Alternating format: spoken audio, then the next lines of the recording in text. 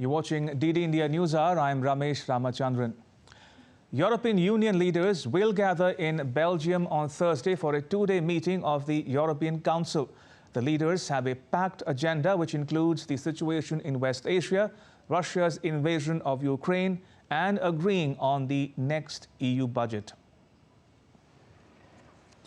Alex Cadier joins us from Brussels. Alex, will the 27 countries issue a joint statement calling for a ceasefire or a pause in fighting to allow more aid to enter Gaza? Well, your question summarizes the problem very clearly. What are they going to call for? Now, I can tell you they are not going to call for a ceasefire. That word will almost certainly not be used. It's deemed too contentious and would be interpreted as a lack of support for Israel. The question is whether or not they ask for a humanitarian pause, humanitarian pauses, or other forms of language to that effect. And that seems like splitting hairs. It might seem like quibbling over language, but again, you have 27 different countries coming together to try and agree a common position, which certainly with an issue as contentious as this is unique in the world. Now, it seems likely some of the member states, Germany, Czech Republic, that have been reluctant to adopt this language, reluctant to call for that humanitarian pause, have started to show signs that possibly they will be on board to seek that language and actually achieving what the United Nations has not yet been able to agree. So it would be a real step forward for the European Union agreeing that language. Some countries, as I said, very sensitive to being seen as still supporting Israel despite calling for this humanitarian pause.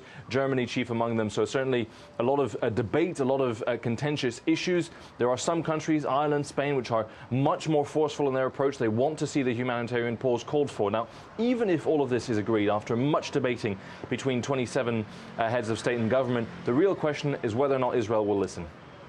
Alex, has the Russia-Ukraine conflict been put on the back burner? If you ask EU officials, they say very clearly no. They are clear that President Zelensky will address the leaders today via video link, that the support for Ukraine by the European Union is unwavering, steadfast, it will not change. They are still quibbling over that new 500 million euro funding packet that Hungary is still opposing, and therefore the EU is not able to send to Ukraine, but that support is still there. And you see a number of member states very clearly saying that their support will not waver.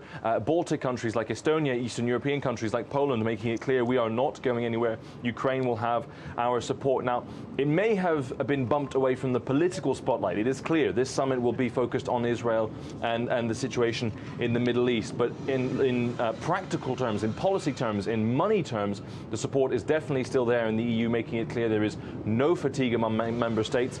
Russia's invasion of Ukraine is a threat to Europe, and they will stand by Ukraine as long as it takes.